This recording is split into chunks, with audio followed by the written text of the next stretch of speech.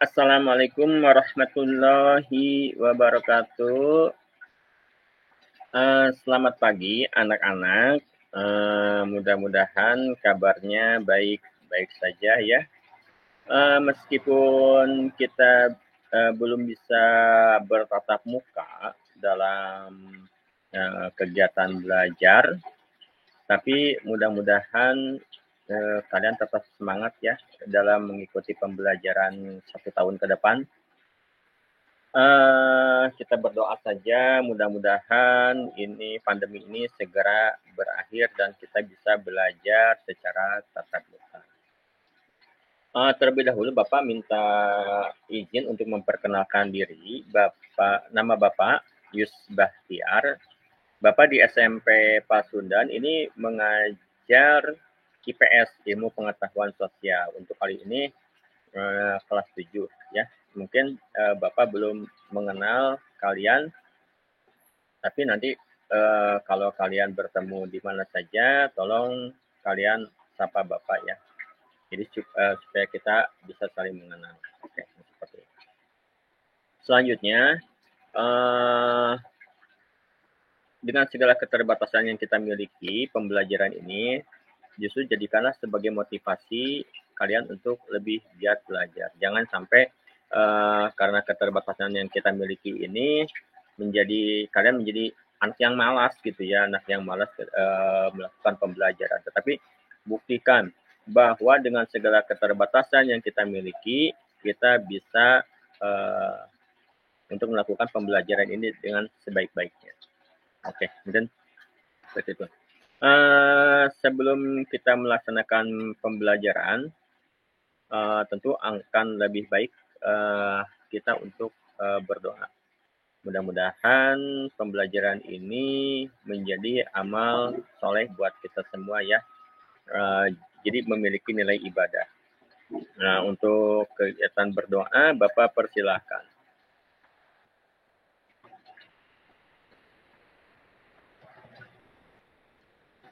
Oke, baik.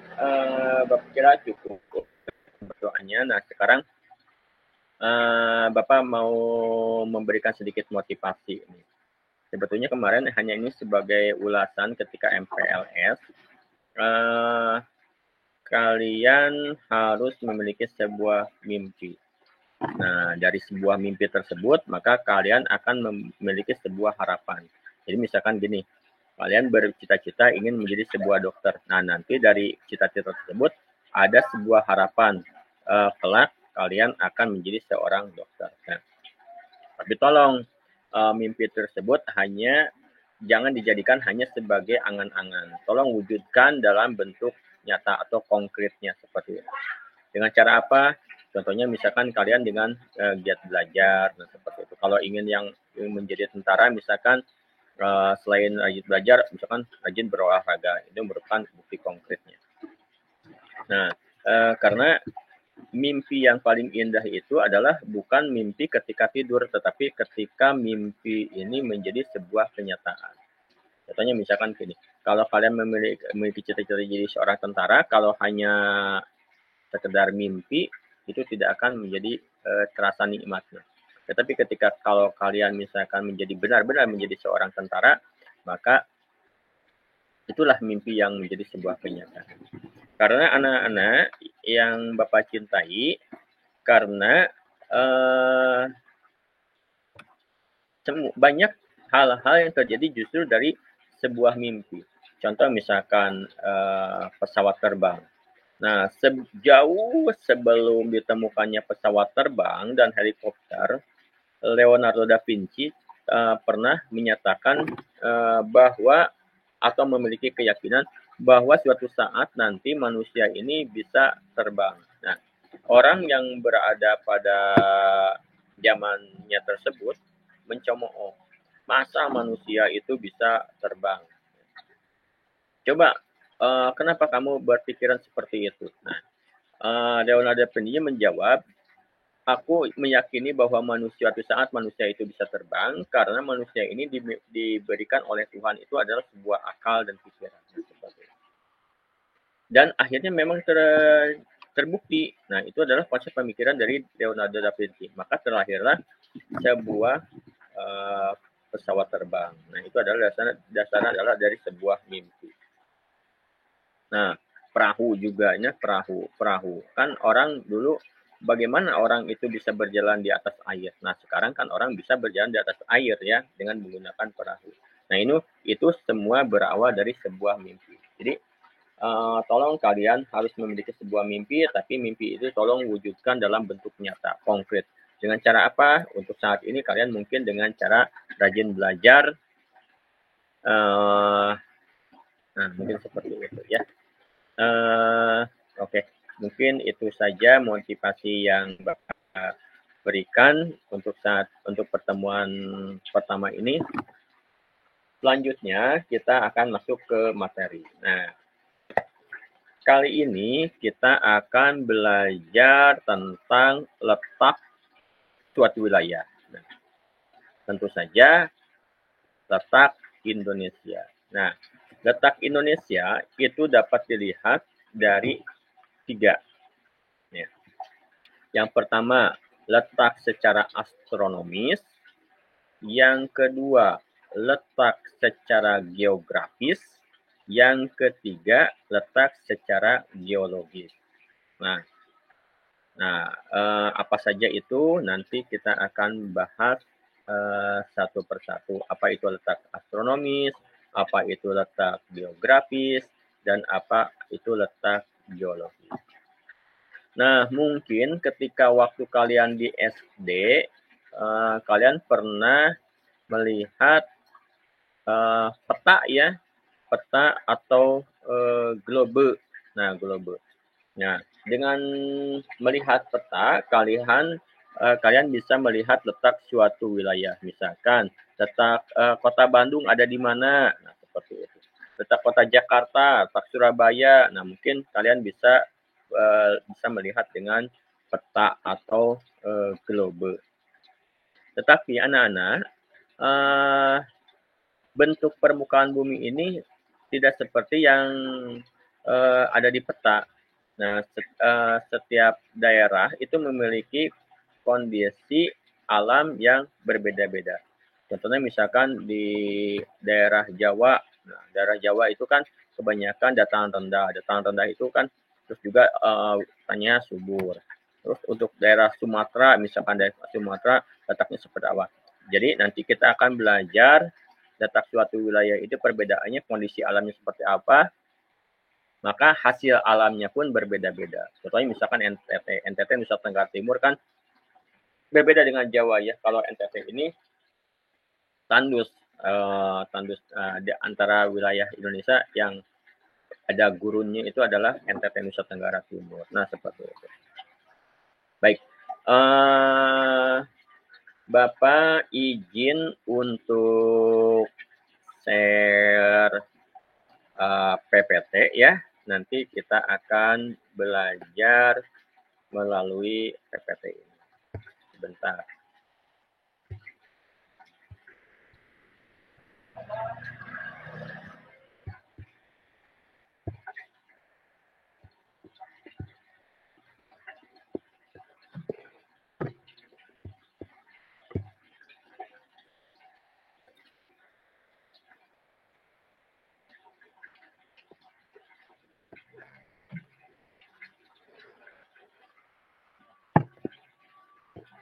Oke, baik. Ini PTT-nya sudah ada, keadaan alam Indonesia. Nih, kalau kalian melihat keadaan alam Indonesia, tentu bentuknya seperti ini ya. Nah, ini adalah peta Indonesia. Nah, dari Sabang sampai Merauke, ini kalian bisa lihat seperti ini. Dari utara ke selatan, dari barat ke timur, maka letak Indonesia ini seperti ini bentuknya, seperti itu. Nah, kalau kalian melihat peta seperti itu ya. Jadi kalau kita definisikan apa itu definisi peta, nah kita bisa mendefinisikan kalau peta ini kalau yang kalian lihat ini di depan ini adalah sebuah gambar kan ya. Nah, jadi peta itu adalah sebuah gambar. Nah, gambarnya seperti ini. Terus yang dibuat pada bidang datar. Nah, dibuat pada bidang datar maksudnya bisa dibuat di kertas, bisa dibuat di misalkan di triplek, atau kan kalau orang yang suka melukis itu bisa dibuat dalam kanvas. Nah, seperti itu. Pokoknya bidang datar apa saja. Jadi sebuah peta itu adalah gambar yang dibuat pada bidang datar. Nah, ada kata kuncinya lagi, dengan menggunakan skala. Jadi skala itu ada ukurannya. Jadi tidak sembarangan kalau membuat peta. Nah, kalau kalian melihat kartu undangan tuh ya, kan suka ada gambar seperti ini. Nah, itu bukan peta, tapi itu namanya disebutnya adalah sketsa. Tapi orang suka salah menyebutkan petanya di mana. Nah, padahal salah itu adalah sketsa. Karena kalau sketsa itu tidak menggunakan skala. Sedangkan kalau peta ini adalah menggunakan skala. Nah, sebuah peta itu bisa dikatakan peta apabila terpenuhi syarat-syaratnya. Nah, syaratnya itu ada 3. Nah, syaratnya itu yang pertama adalah konform, yang kedua ekuidistan, yang ketiga adalah ekuivalen. Nah, kalau konform bentuknya itu harus sama. Jadi bentuk aslinya sama bentuk yang ada di gambar itu harus sama. Contoh misalkan begini ya. Bapak mau menggambar misalkan siapa ya siswa, Bapak belum kenal ya di sini ya. Misalkan Bapak mau menggambar buah mangga, misalkan buah mangga. Nah, maka buah mangga bentuk aslinya sama buah mangga hasil gambar Bapak, maka bentuknya harus sama. Nah, sama ini juga. Peta Indonesia kalau dilihat dari misalkan lewat satelit di foto gitu ya Indonesia. Nah, bentuknya seperti ini di luar angkasa ini kalau dilihat. Nah, terus juga kan bentuk yang digambarnya seperti ini. Maka itu bisa dikatakan sebagai konform. Jadi bentuk asli sama bentuk gambar itu harus sama. Itu yang dimaksud dengan konform. Yang kedua, equidistant. Nah, equidistant itu jarak. Jadi, sebuah peta itu dapat mengukur sebuah jarak dari suatu kota ke kota yang lain.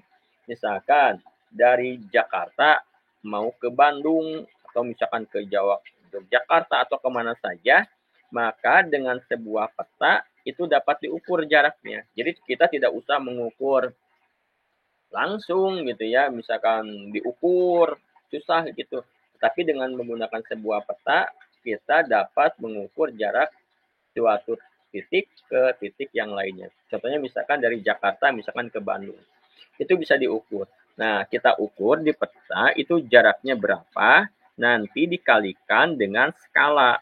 Karena kan tadi yang namanya peta itu kan gambar pada bidang datar dengan menggunakan skala. Nah, skalanya itu bisa dikalikan.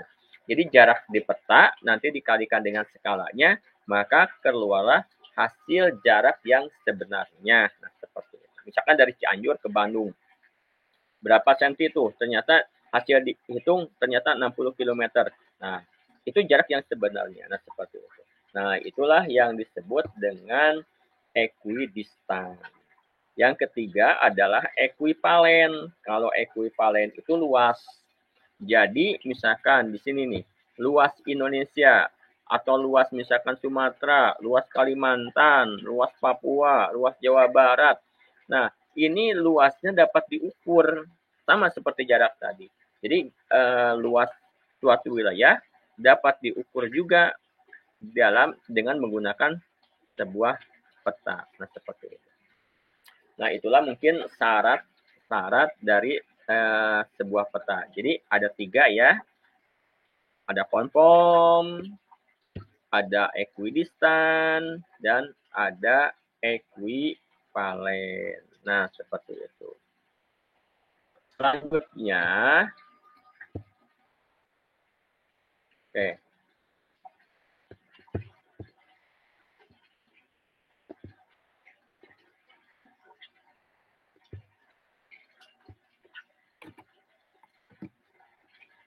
Oh, ini boleh.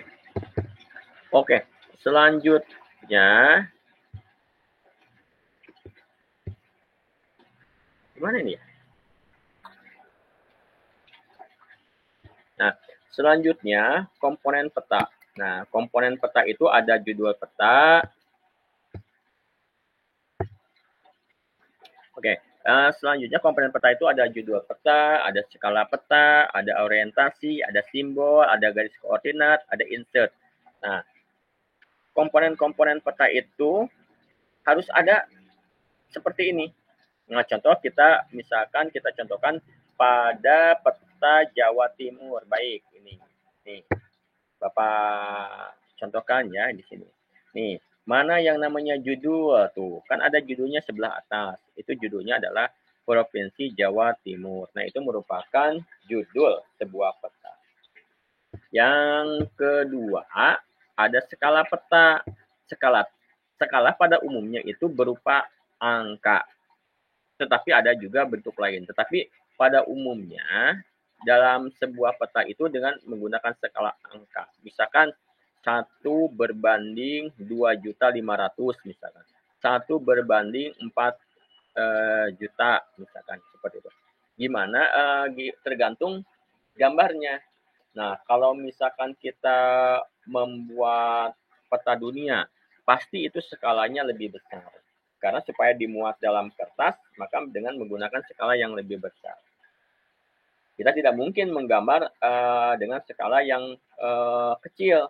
Karena dengan skala yang kecil berarti ukurannya harus besar. Seperti itu. Nanti kertasnya nanti tidak cukup seperti itu, ya. Nah, skala itu biasanya ada dalam komponen legenda. Legenda itu ada ya di sini di bawah tuh yang kedua skala peta. Nah, biasanya di situ. Misalkan 1 berbanding berapa gitu seperti itu. Selanjutnya ada skala peta. Nah, udah ya skala peta. Yang kedua selanjutnya adalah orientasi.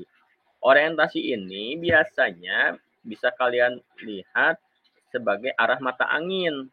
Nah, ada misalkan tuh kan ada sebelah kanan atas tuh ada tanda arah mata angin. Jadi ada utara, ada selatan, ada barat, ada timur. Nah, biasanya gambar sebuah peta itu dilihat dari sebelah utara. Nah, ini juga orientasinya adalah sebelah utara. Biasanya ada huruf U gitu ya. Utara berarti gambar ini dilihat dari utara, dari atas gitu ya seperti itu. Contohnya misalkan kalian gini, kalau menggambar misalkan sesuatu, kalian melihatnya dari sebelah mana nih? Kalau misalkan kan bisa ya dari sebelah kanan, sebelah kiri, sebelah atas, sebelah bawah menggambarnya. Nah, ini biasanya peta dari atas, dari utara. Jadi dari atas ke bawah. Selanjutnya, setelah orientasi itu ada simbol. Nah, simbol ini biasanya terletak pada gambar. Misalkan untuk menyatakan bahwa ini adalah ibu kota, misalkan. Misalkan Bandung sebagai ibu kota Jawa Barat, maka disimbolkan seperti apa. Selanjutnya adalah misalkan Jakarta. Jakarta sebagai ibu kota negara, maka simbolnya apa? Misalkan seperti itu. Terus juga misalkan rumah sakit. Kalau ada rumah sakit, misalkan simbolnya apa? Misalkan. Kalau tempat-tempat ibadah, misalkan gereja, masjid, maka simbolnya apa? Nah, itu harus ada simbol-simbol seperti itu di dalam sebuah peta, ya. Terus juga ada garis koordinat nih, yang selanjutnya garis koordinat. Jadi garis koordinat itu adalah merupakan garis hayal. Sebetulnya kan tidak ada garis-garis ya, tidak ada garis-garis. Baik yang dari barat ke timur ataupun dari utara ke selatan itu tidak ada. Tetapi kalau di sebuah peta dibuatlah garis koordinat. Nah, seperti itu ya. Selanjutnya, yang terakhir adalah insert. Nah, kalau insert ini adalah sebuah peta yang terletak dalam sebuah peta. Contoh misalkan, tuh di sini ada gambar peta. Nih, ada di sini kan ada gambar peta tuh ya, yang ada, maksudnya dalam sebuah peta ini ada gambar peta kecil. Nah, itu namanya insert. Jadi insert itu fungsinya adalah untuk memperbesar suatu wilayah. Jadi untuk memperjelas suatu wilayah. Misalkan di sini kan Provinsi Jawa Timur, misalkan ibu kotanya Surabaya. Nah, letak Surabaya itu diperbesar lagi ukurannya. Nah, itu adalah fungsinya adalah insert. Nah, seperti itu. Nah, jadi itulah sekilas tentang peta. Jadi kalian mungkin bisa melihat suatu wilayah dalam sebuah peta.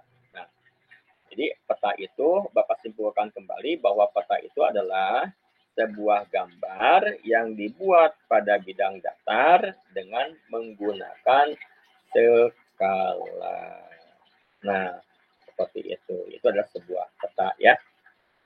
Mudah-mudahan bisa kalian pahami tentang definisi peta ini, syaratnya apa, komponennya apa. Nah, tenang saja, ini baru permulaan ya. Kalian bisa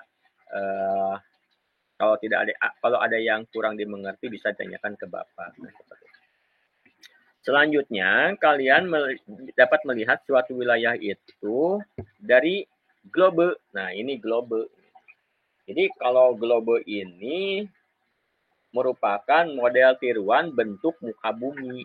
Nah, jadi kalau kalian melihat globe, nah bumi ini memang bentuknya seperti ini, seperti globe ini. Baik derajat kemiringannya itu tidak tegak lurus ya. Kalau dilihat dari gambar itu, lihat ujung si yang sama ujungnya itu tidak tegak lurus, tapi miring, agak miring. Nah, kemiringannya itu adalah 66 derajat. Nah, ini adalah bentuk globe. Jadi, globe ini adalah model tiruan bentuk muka bumi. Jadi, bumi ini adalah bentuknya memang seperti ini kalau dilihat dari antariksa. Nah, ini bumi. Nanti kita akan belajar pergerakan matahari. Nah, sebagai pengetahuan, supaya kalian dapat memahami, nih, bumi yang sebesar ini, ukurannya ini sangat kecil kalau dibandingkan dengan matahari. Jadi matahari ini ukurannya sangat besar sekali. Jadi kalau misalkan ada bumi ini sebanyak 1.300, kalau digabungkan maka akan baru bisa menyamai besarnya matahari. Nah, kalau Bapak ilustrasikan seperti ini. Nih. Kalian bisa melihat kalau ada tulisannya Earth, itu berarti bumi. Ini ada yang warnanya biru ya, ada yang warnanya biru. Kalau yang gambar sebelah kiri, kan yang kuning itu ada yang di tengah tuh. Nah, yang ada warna biru, nah itu adalah bumi. Jadi, kalau yang kuning itu matahari. Jadi, ukuran matahari sama bumi ini perbandingan sangat jauh berbeda. Seperti itu. Kalau yang di sini itu bisa sama, matahari yang merah, bumi yang biru. Nah, seperti itu. Jadi ukurannya sangat kecil sekali bumi itu kalau dibandingkan dengan ukuran matahari. Nah, seperti itu. Nah, jadi ada kelebihan, ada kekurangannya. Kalau peta itu gampang ya, kalau buat dibawa kemana-mana. Nah, itu kelebihan peta. Kalau globe, kelebihannya itu dapat mengilustrasikan bentuk muka bumi yang sebenarnya. Nah, seperti itu. Nah, selanjutnya, apa itu atlas? Nah, atlas itu adalah kumpulan peta yang dibukukan. Jadi kalau atlas-atlas itu dikumpulkan, lalu dibuat sebuah buku, dibentuk dalam sebuah buku, maka itu dinamakan sebagai atlas. Nah, seperti contohnya misalkan Atlas Indonesia. Berarti kalau atlas Indonesia, maka kumpulan-kumpulan provinsi yang ada di dalam, pasti di dalamnya ada kumpulan-kumpulan peta provinsi. Misalkan Provinsi Jawa Barat, Jawa Timur, Jawa Tengah, dan sebagainya. Itu adalah sebuah atlas. Jadi, kita simpulkan dulu ya, supaya tidak terlalu banyak kan.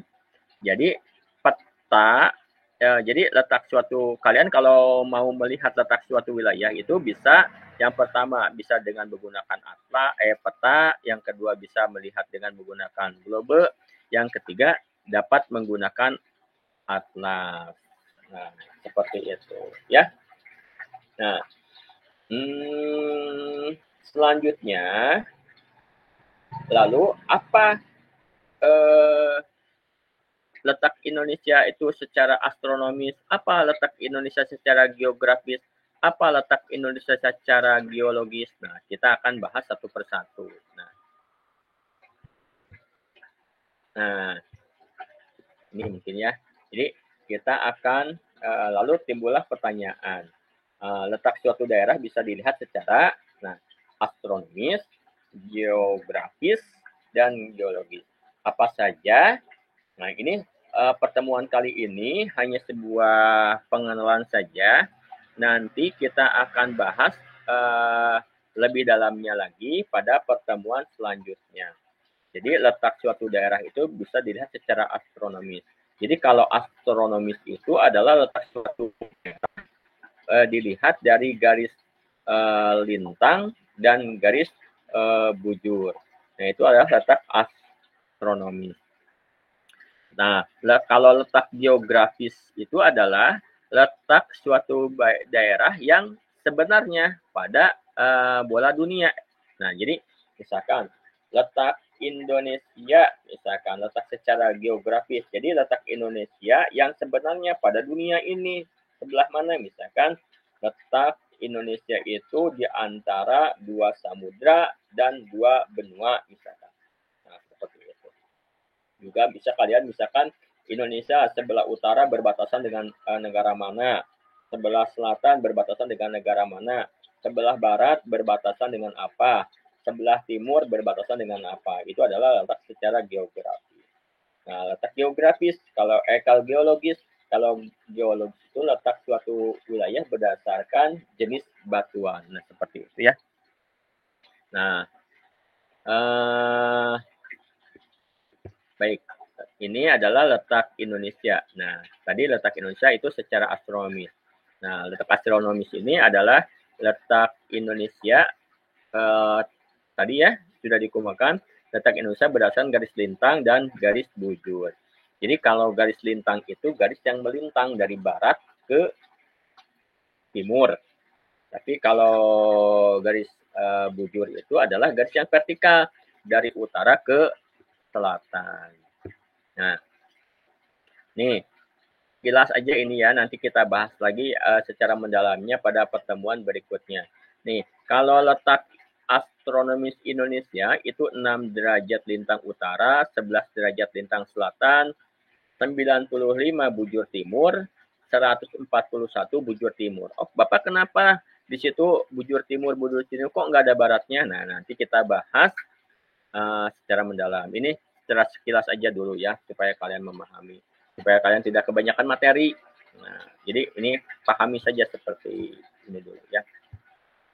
Nah, nih, ini letak Indonesia secara geografis. Nah, letak nih, kalian bisa lihat sebelah kanan itu ada Indonesia, nih ya, Indonesia. Nah, letak Indonesia yang sebenarnya seperti ini. Nah, jadi Indonesia sebenarnya letak Indonesia pada permukaan bumi atau dunia. Nah, letak Indonesia seperti ini. Jadi Indonesia itu diapit oleh 2 benua. Di sini ada benua yang di atasnya ada benua Asia, yang di bawahnya itu ada benua Australia dan 2 samudra. Di sini ada benua Hindia. Nah, di sini yang sebelah barat ya, ada samudra Hindia dan sebelah atasnya ada samudra Pasifik. Nah, seperti itu ya. Nah, Mungkin pertemuan kali ini Bapak cukupkan dulu materinya sekian supaya kalian ini mas sebagai pengenalan saja ya. Nanti baru kita akan memperdalam materinya secara mendalam lagi.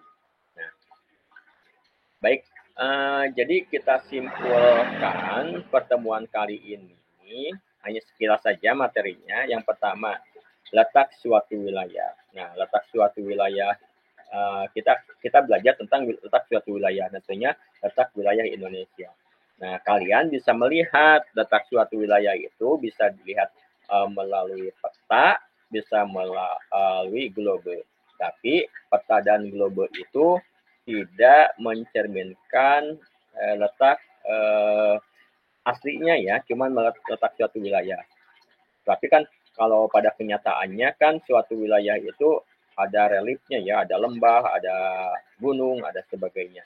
Tidak mencerminkan seperti itu. Nanti kita akan belajar lagi letak suatu wilayah kalau ada lembah, maka sumber daya alamnya seperti apa. Nanti kita akan belajar pertemuan berikutnya. Yang kedua, kalian juga bisa melihat letak suatu wilayah itu dengan melalui globe. Jadi dengan melalui globe. Nah, ini globe itu tadi kan modal tiruan bola dunia. Jadi kalian dapat lebih paham, dapat karena globe itu lebih mengilustrasikan bentuk muka bumi yang sebenarnya. Yang selanjutnya atlas. Atlas itu adalah kumpulan peta yang sudah dibukukan. Nah, seperti itu. Nah, kalian sudah tahu apa itu peta, apa itu atlas, dan apa itu globe.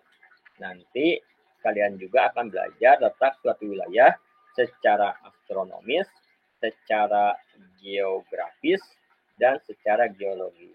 Kalau letak secara astronomis itu adalah letak suatu wilayah yang berdasarkan garis lintang dan garis bujur.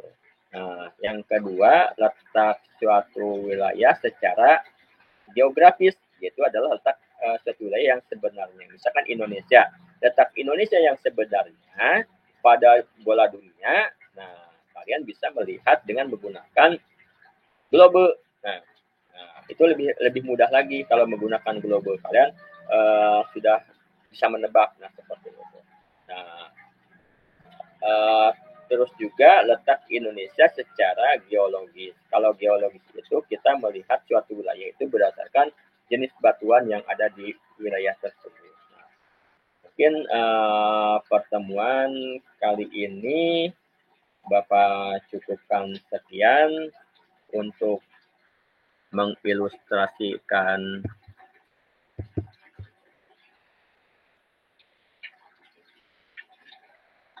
ya. Nah, mungkin untuk pertemuan kali ini hanya sekian saja materinya. Jadi hanya mengenalkan kepada kalian apa itu peta, apa itu syarat-syaratnya, apa itu syaratnya kan ada 3 ya tadi, ekuivalen, ekuidistan, dan konform. Yang selanjutnya adalah komponen-komponen peta. Yang keduanya kalian sudah belajar tentang globe, terus juga tentang atlas, dan selanjutnya tentang definisi-definisi tentang apa itu letak astronomis, apa itu letak geografis, dan apa itu letak geologis. Nah, nanti kita akan bahas satu persatu materinya. Mudah-mudahan kalian bisa paham. Silahkan kalau ada pertanyaan, kalian bisa menggunakan bertanya di grup WA kelas kalian, atau juga bisa japri ke Bapak. Nah, mungkin Bapak cukupkan sekian. Tolong jaga kesehatan. Dalam situasi seperti ini jangan lupa menggunakan masker, cuci tangan, dan menjaga jarak. Ya, Bapak cukupkan sekian pertemuan kali ini. Silahkan kalau mau bertanya, sekali lagi masuk ke kolam jatuh. Assalamualaikum warahmatullahi wabarakatuh. Tur nuhun.